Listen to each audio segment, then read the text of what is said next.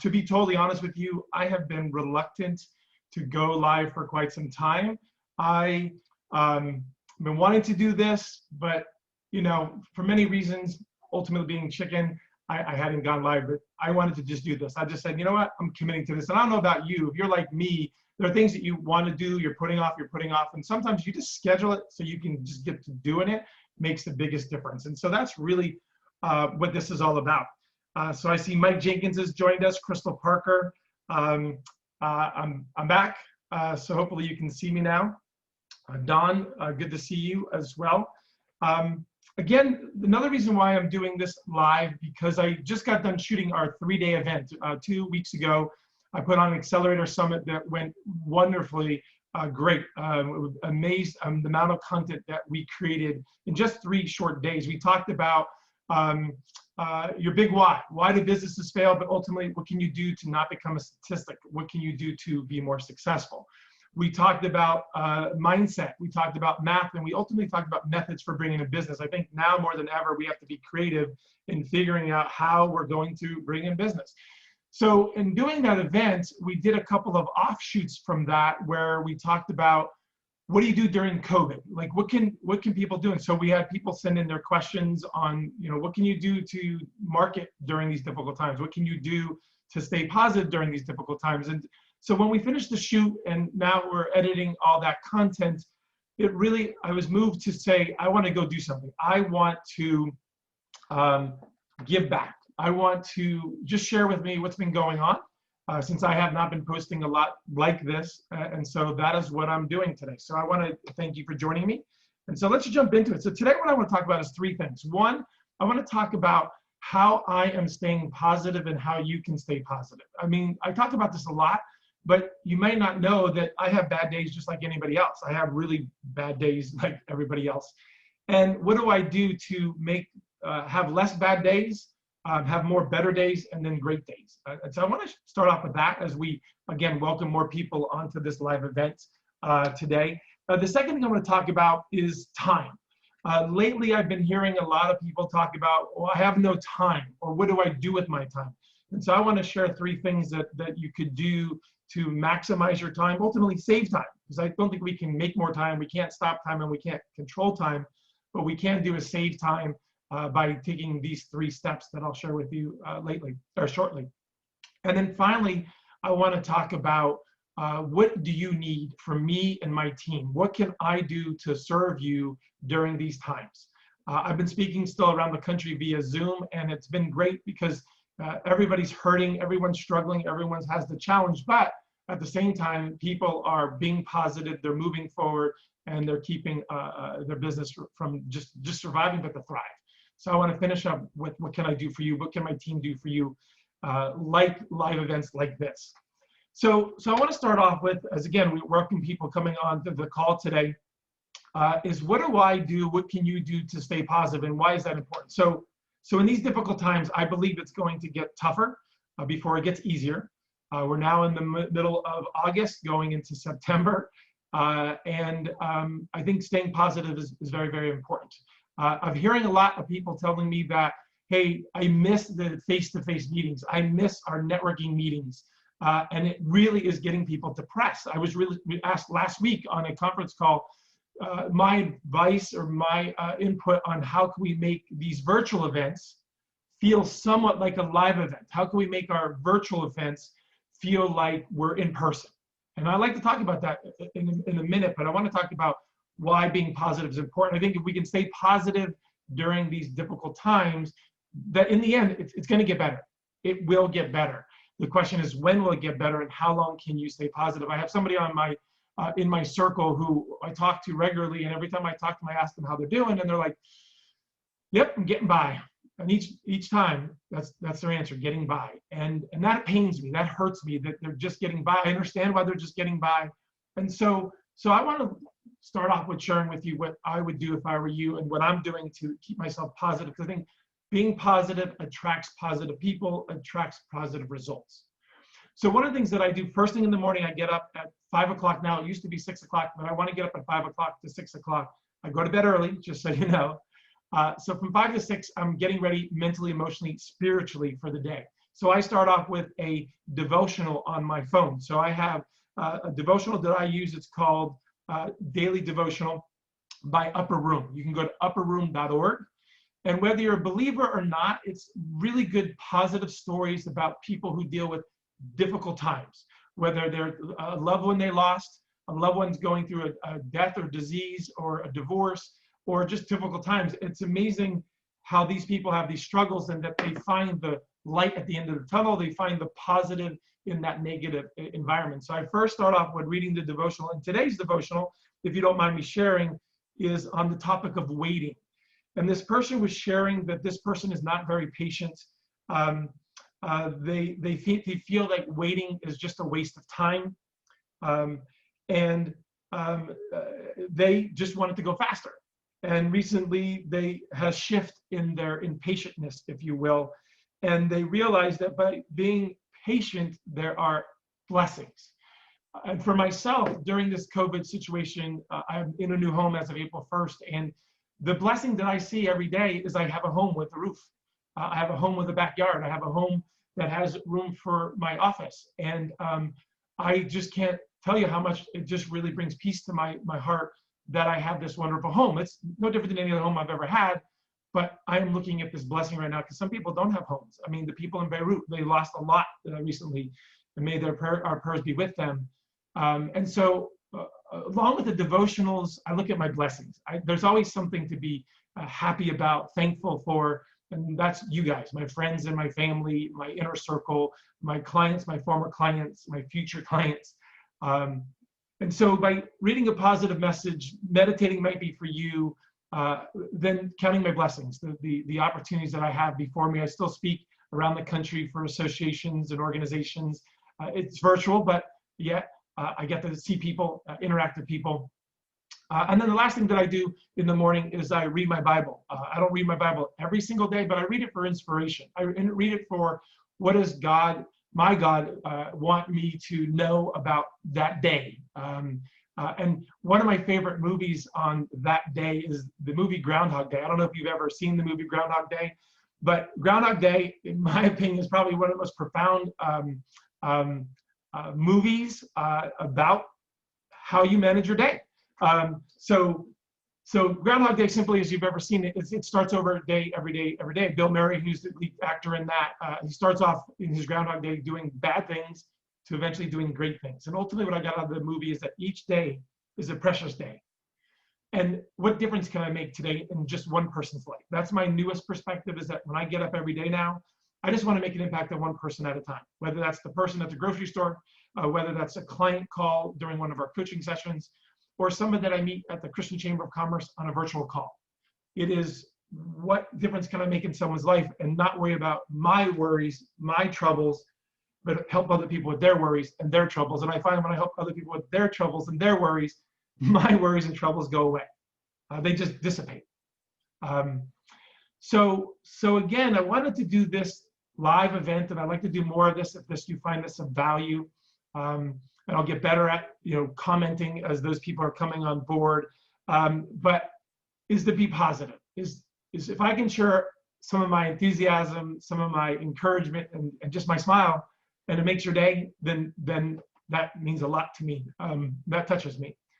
And so I encourage you to consider, what can you do each day to be positive? Is it getting up early and having quality time with yourself, or just time to yourself, or at night? Is it reading a book? Is it a devotional? Is it meditating? Is it going for a walk?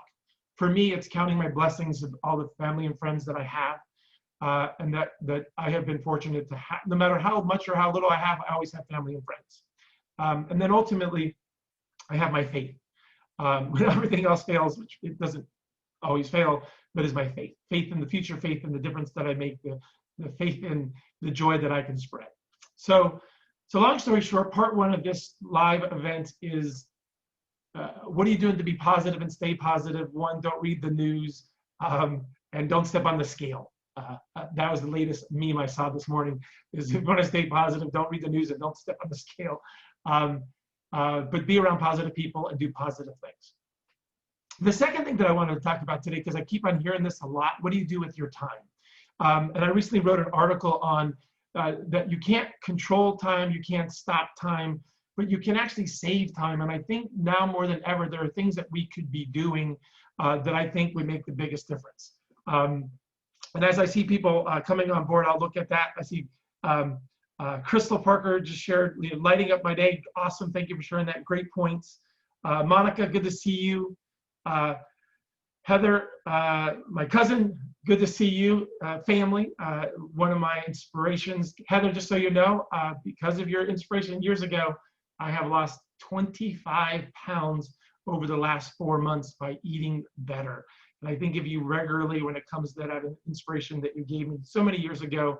I never forgot that, so thank you for that. That makes me happy and emotional. So you do make a difference if you did not know that. So going back to the time topic, I think that a lot of people, when they shifted from their going to work, going to their office, to working at home with their family, with their kids, with their spouses, that there was a thing that took them out of whack, took them out of their routine. I would remember talking to a client not too long ago where he said he seemed a little depressed in our coaching session, and I said, "How are you doing?" He says, "Well, I don't have my big monitors, I don't have my computer at my office here at my home, and I think it's affecting my productivity." And I said to him at the end of the coaching call, I think that it is, and that he should figure out how to move that system from his office to home, because I think it would make a big difference. And so later that week, I got a text Thursday. He said, "Hey, I did what you told me. I bought 2 more monitors at home. I set up a mini office, and I'm getting back into a rhythm, a routine."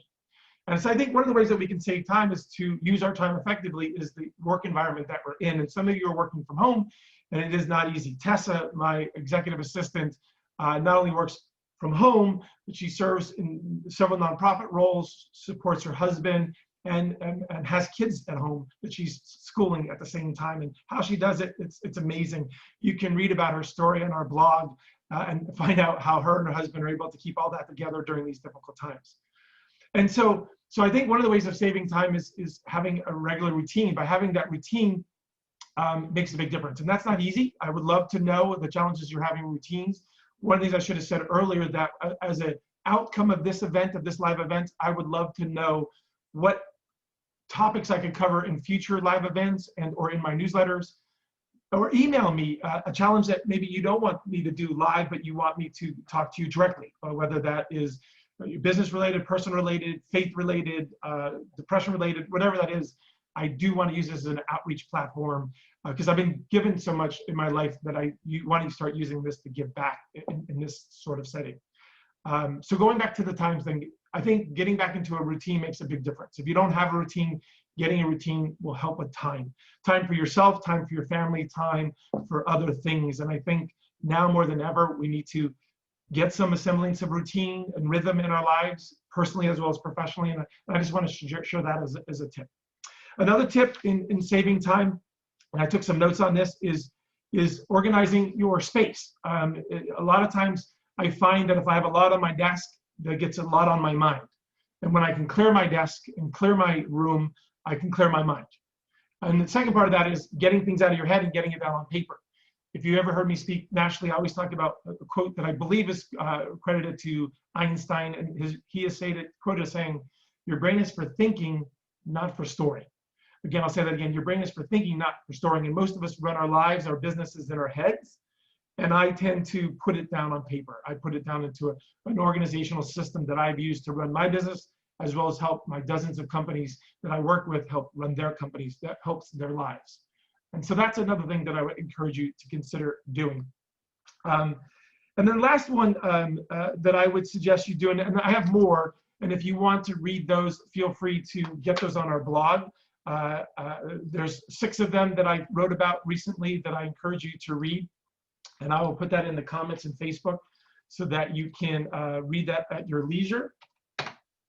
So in the comments below, you'll see that blog that I wrote on the rest of these articles on finding the time to save time. Don't do everything yourself. One of my quotes that I like saying is that Lone Ranger, don't be a Lone Ranger. Lone Ranger had Tonto and Silver. So he didn't even do it by himself. And I think in this day and age, we need to work with other people, whether that's delegating to our teams, delegating to other vendors and suppliers out there. I recently had a client who needed to hire, and I reached out to one of my vendors that I used for hiring my assistant and introduced the two of them from that perspective, getting help. And in the article, you'll see in the blog, getting an assistant. I think everyone should get an assistant, and it goes into why you should get an assistant. I think it's one of the most priceless things you can do. You can get an assistant as little as $200 to $250 a week. And I would find that if you're in business for yourself and you do any form of sales, that you get one sale to pay for that assistant. Or use a vendor and you can get time freed up to spend with your family, which is priceless, or to sell more, again, to pay for that vendor or supplier.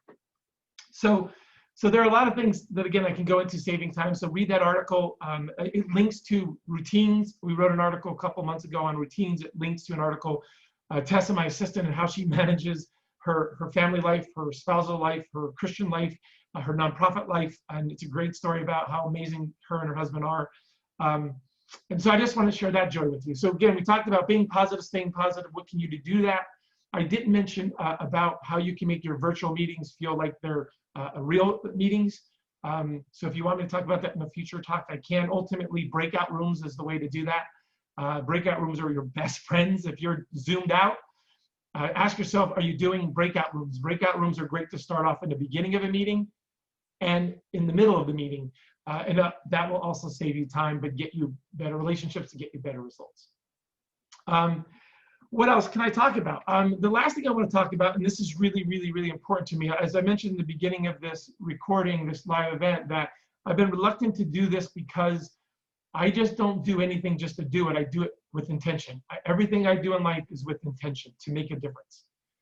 And with COVID going on and our newest clients coming on board, I've been so preoccupied in making sure they're taken care of that I haven't made sure I've been taking care of you. In June and July, I was making caring calls, and then, in May and June, I was making caring calls. In July, I got busy doing the work. And I felt a missing piece. And I thought, let me just do this call and reach out to you and say, hey, I want to give more. I want to address your questions, your concerns. I want to do more coffee with the coaches, with my coaching team, to answer any coaching challenges that you might have in your business and or your life. And so if you would do me the favor, and I truly, really would want you to do this, is to reach out via email. You can message me on Facebook. You can call me. You can put it in the comments below. But what are you struggling with right now? When we shot the 3-day event last week, which was amazing, my team reached out to several of you and said, what is your biggest challenge? And one was time. One of the challenges, how do you market during these difficult times? How do you stay in business when you're running out of money? How do you stay positive while you're running out of money? And I shared those stories in the 3-day event, but I want to share more of those stories with you. I even shared my vulnerabilities that I may sound positive and I may sound I have it all together, but it isn't always easy for me. I have, as I said in the beginning, difficult times just like anybody else, but I have my faith. I have my family. I have my friends. I have my team, and I want to be there for you. We want to be there for you. So if you wouldn't mind sharing with me what your goal is this year, what challenges that you're facing in reaching that goal, and what kind of topics, subjects do you want us to cover in future live events? As I get better with this, I want it to be more interactive. I'll invite you to a Zoom meeting, and that way you can ask questions and I can answer them live. And in fact, I'll take a moment to try to do that now if you want to put in the comments in Facebook, which I have up here. I would love to be able to serve you. So to sum up what I've talked about today and then finish up with any last comments or questions you have in the comments is, number one, I felt the need to do this for you, my friends and family, my community of connections. And I wanted to share with you that I know it's not easy to stay positive, but there are ways of staying positive, whether it's a devotional on your phone, a meditation, meetings with certain key people in your life, having faith, going for a walk, finding the way to be positive, and maybe taking time to yourself. Some of you have been burning the night oil, burning the candle on both ends, and you're not taking time for yourself. Someone recently shared with me over the last 4 months, they've been so worried in running their business and staying in business that they didn't take care of them and their spouse. And recently went on a camping trip, and it was the best thing they could have done for themselves. And if you haven't done that, I encourage you to take a day, a half a day, just for yourself, to reconnect to nature, reconnect to your higher power. We talked about saving time. Again, that seems to be something that's going up, and I think it's part of your work environment, your home environment, how you manage your time, and how do you save time. So read that article again in our blog. And then finally, what do you want us to cover? I'm super excited because I've done this for so long that I have so much to share, and I don't know what you want. And it's important that I deliver what you want, not what I want. And so as I finish up, I'd like to look at the comments. I appreciate you all being here. Again, I haven't done this in so long that I just appreciate everyone who's been on the call up to this point. So, so some of your comments is you love the coffee with the coach. I just finished one with Maureen Kendall with Maury Consulting. She has not built not only $1 million company, but $2 million companies. And so she's traveling around the country right now, visiting family and friends as she moves on to the next chapter of her life. She's moving to the East Coast, so we're excited to have her here today. In the comments, Don just posted one of our blogs, so feel free to look at that. You'd like to hear information on business owners should let go control of and what shouldn't and when not to good ideas. So I want to talk about this. So someone reached out to me, and I encourage you to do that. I read one of my recent blogs, Letting Go to Grow. And I told them in my article, getting an assistant. And I want to talk about that. So let's finish up with that if you guys don't mind, because that seems to be a common thing. One, why should you have an assistant? Two, how do you go about it, getting an assistant? And three, what do you do to give that assistant to work? And I'll share my story and how I've done it with 3 separate individuals. So why get an assistant? Because your time is too valuable to be doing an $8 an hour task, to doing a $12 an hour task. If you are senior management and owner of a company, you have more value at $100 to $200 an hour. And that doing an $8 an hour task is robbing some of the opportunity to serve you, as well as it is not the highest best of your time. And I'll give you 2 examples. One example was a gentleman who owned a truck dispatching business, a truck logistics company. And he was currently doing his own dispatching. And he was in a mastermind. And one of the persons asked him, why are you doing your own dispatching? He goes, well, because I'm saving, $15 an hour. And someone says, do you ever do consulting? He said, yep, I charge $250 an hour. And then someone then said, well, if you're doing your own dispatching, you're not doing your own consulting, you're robbing yourself of $235 an hour by doing a 15-hour job. And he said to himself, you know what? I never thought of it about the money I was losing. I was only worried about the $15 I was saving.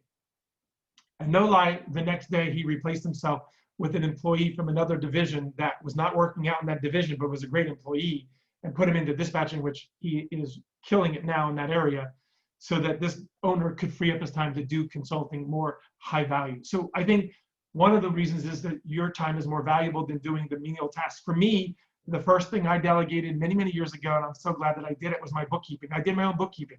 I did my own taxes. And it took me 3 months to do my taxes. It took me 2.5 months to worry about doing my taxes, and then 2 weeks to get it done before the deadline. And part of that was going through the receipts and doing the accounting side of it. And I met somebody who said to me one day at one of my workshops, she said, I love when someone gives me a bag of receipts because I like putting it together like a puzzle. And I'm like, who likes to do that? And she's like, me. And so I got to thinking, I hate doing that. And she loves doing that. And sometimes something you don't like, someone actually loves more. And so I handed it over to her weeks later. And it didn't take her 3 months. It didn't take her 2 months. It actually took her 2 weeks to go through all those receipts and get my taxes ready to be given to my accountant. And it's the best $50 an hour investment I ever made that now today costs me $225 a month. $225 a month to have that handled. And at the end of the year, taxes get done lickety split. I got my tax returned by the money back by the end of January. And the moral of that story is that our time is more valuable than doing the things that other people would love to do, maybe less of a lower price than doing it ourselves. How you go about that, as I mentioned earlier, is part-time. You can have somebody as little as 5 hours a week, 10 hours a week. There are people out there right this minute that want to do something other than sit at home, whether it's a stay-at-home mom, a stay-at-home dad, somebody wants to make some extra bucks. And that's how I found Tessa, an amazing assistant for me. She works for me 15 hours a week. She started off at 5 hours, worked quickly up to 10 hours, and now she does a steady 15 hours a week for me. And she does 2 to 3 things for me. She does my client care notes. So when I do a coaching session, she'll then type those notes up, specifically the action plans, and then get those actions over to my clients and confirm their appointments. The second thing that she does is she actually does my scheduling. She makes sure that everyone's scheduled at their appropriate slot in Calendly, the software that I really like. And then the third thing is, as needed, it is either a project or my email newsletter or any other project that we're working on from time to time. But her number one responsibility is my client care notes as it relates to writing up the actions and making sure we have those accurate for our clients. And then number two is making sure my calendar is scheduled and clear enough to know that I can do all the things that I do. And then if she has time in that 15 hours a week, she then will do a special project with whether it's a newsletter or working on my CRM or researching something that I'm looking to offer up in the future. So that's my second thing that I delegate. And then the third thing is my communications director, Sarah. I have a lot of content, but it all had different fonts and all different colors. And I hired Sarah 2 years ago, and she is my communications director, and she does amazing work.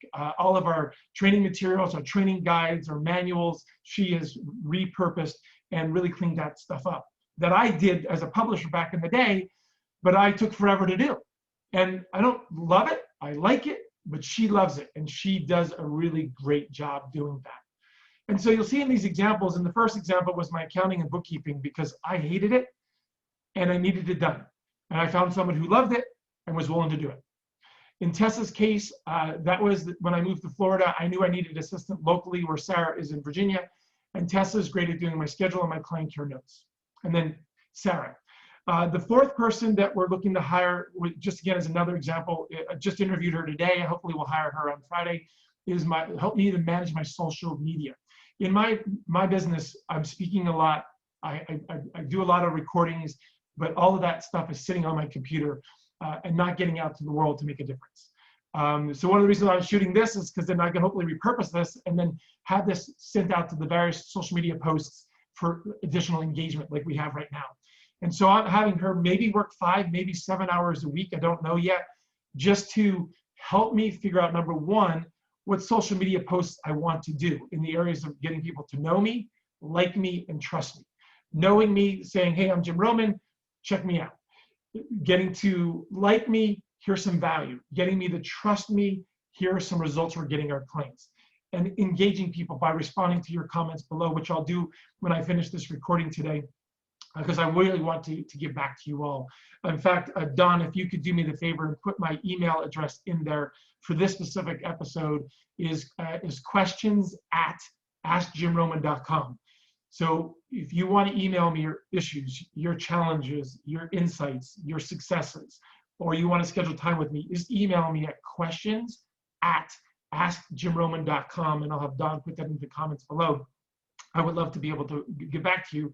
But this fourth person is going to help me to figure out what content we want to get out there, how to get it out there that makes the biggest difference. And so this person might do it for 5 hours, it might be 10 hours. We're working that out. There are people, long story short, that are looking for an extra 5 hours a week. What do you want to get off your plate that you hate doing? Or what do you want to get off your plate that you know if you did it would make the biggest difference? Or what are those things that you never get around to that if you got around to it would make a difference for you? And so I looked to do an article on this since it seems to be a theme as to, why should you hire? You've got that. How you should hire, we talked a little bit about that, but what should you hire them to do? It comes back to what you hate doing, what you don't get around to doing, or what's going to make you money when you do it. And then finding the right people to be able to help you out with that. And I do have resources to that I could refer you to that would also help you discerning that as well. So as I finish up, I would like to look at the last set of comments. We're coming up on half past the hour. So again, I want to thank everyone who's stuck with me. I do have a little bit of time for one more question or comment. So let me refresh my Facebook and see what I could address for you. Let's see what we got here. Thank you for posting that. Breakout rooms for large groups only. Great question, Crystal. So let's talk about breakout rooms because again, this is about connecting, adding value. So let's talk about the concept of our current Zoom meetings that we're having. So our Zoom meetings typically that I get onto, you get a link, you click on it for 1 o'clock in the afternoon.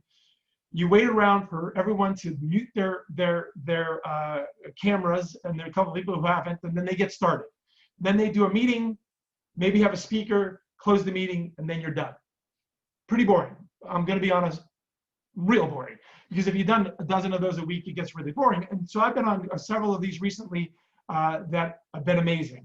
And so the question would it be large groups or small groups? The question is, what are you trying to accomplish? So for me, if I have enough people to go out into breakout rooms, then I'm going to do breakout rooms. If I have an intimate group, then I would do the same thing I'll do in the breakout rooms in the intimate group. And this is what I would do. I always love to start off with every meeting, the purpose and overview. Why are we here today?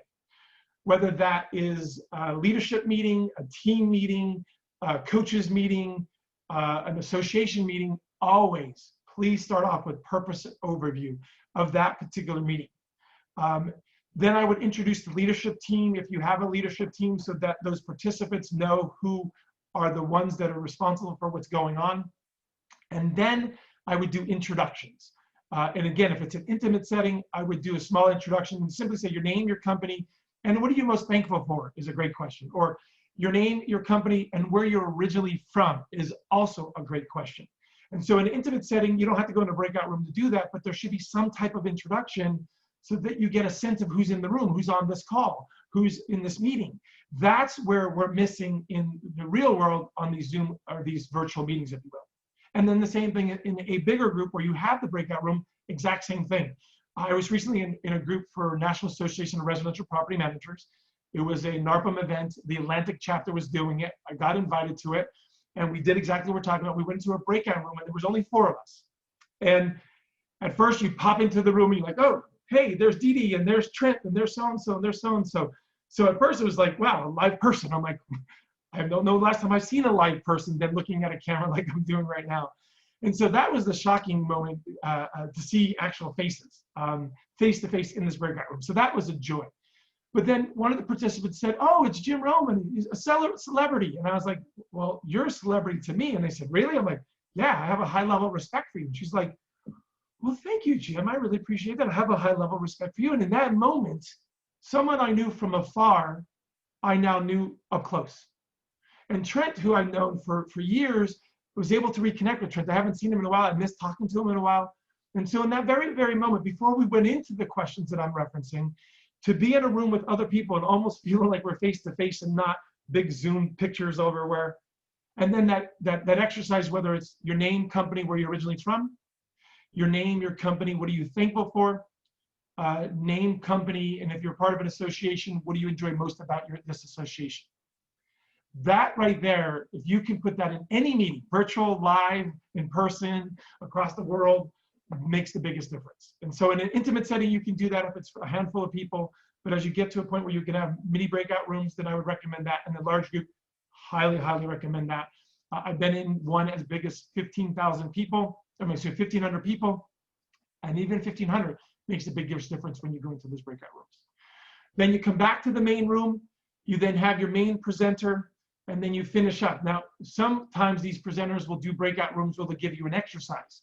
I love doing that because I want you to be able to apply this principle. So at sometime in the future, I might invite you to a live event that's actually on Zoom, and then we'll actually invite you into a breakout room where I would say, hey, what are 3 ways that you can save time? What is one thing you could do to bring routine into your life?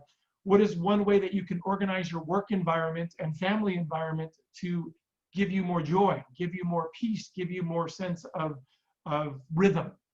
And then you go into that breakout room, you share those ideas, you come back to the main room, and then you finish up thanking people for being here, highlighting what happened today, reinforcing that it has been a pleasure to have you with us and that we miss you, and we hope someday in the future we'll be back together, but in the meantime, thank you for being here, kind of thing.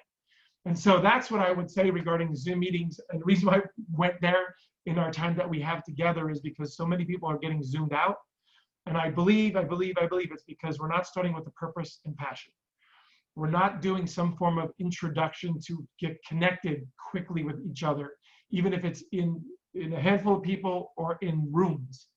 Then having a guest speaker who brings value, finishing up and recapping, and then acknowledging that we loved you and we miss you and we hope to see you in the future. In the meantime, thank you for being here, kind of thing. So that is my one person's perspective on Zoom. I will add one other thing because I think someone just asked this and I have memorized it, is one of the Zoom meetings I was in the larger groups, one of the things they did in one of the exercises is an introduction way of starting off, is they had you go on a scavenger hunt. And I don't think this is stepping out of turn, because they've done it on several meetings where they would get you into a breakout room and they would have you do a scavenger hunt throughout your house or throughout your office. If you want to know more about that scavenger hunt, leave a comment below or email me at questions@askjimroman.com or send me a message. I would love to share you that scavenger hunt. It was a hoot, it was a blast, and it was a quick way to reconnect with people or connect to people that I didn't even know based on what they got on their hunt. So I'm going to leave you with that little guessing game. So feel free to reach out to me. So as I finish up, I hope that you get joy in what I had to share today. Again, all I had on my agenda is share with you these three things. One, why am I doing this? Is to give back. Number two, because I know it's not easy right now. Doing our 3-day event, one of the coaches asked me, what do you do to stay positive when you're running out of money? How do you stay positive when you're not sure if you're going to be in business at the end of this whole turmoil? And I realized, me being Mr. Positive, I don't think about those things as often as most people. And I thought, well, let's address that. And I want to address more of that. Then give you a tip or trick, and then finish up with, I really want to hear from you, because I feed off of your needs and wants. I can't do for myself as much as probably I should, but I do love doing for others. That does give back to me. So in closing, I can't thank you enough for being on this live stream. Hopefully you got some value out of it. I hope to do more of these, but that's up to you. I need to know from you, do you want me to do more of these? And if so, what do you want me to cover? I might even send out a survey asking you, what are your goals, what are your challenges, and then whatever the biggest challenge is, whether it's business, whether it's personal, whether it's spiritual, whether it's physical, whether it's mental, I would love to address that. And then last but not least, I would love to have some of our coffee with the coaches, like do a live coffee with the coach. I know Kathy wants to do one of those. Arnell probably wants to do some. A bunch of my other coaches will probably go live with me as well, where you ask the questions, we drink coffee, while addressing those answers for you. So as I finish up, thank you for being with me today, staying with me as long as you have, but more importantly, thank you for staying in the game of life. If you know my story, years ago, I almost took my life over a super stupid situation, and I promised myself I would never, ever go there again. And so that I'm here before you, I look at it as a blessing. And I look at you as a blessing, that you're staying in the game. And if you're thinking about getting out of the game, don't.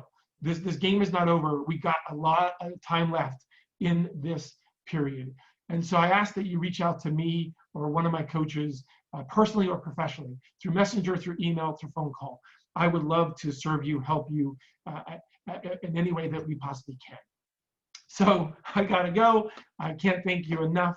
Until we meet again, remember, I love to say, the more we know, the more we all grow. I love you, and I hope to see you soon, whether it's online or live. God bless. Take care. I miss you.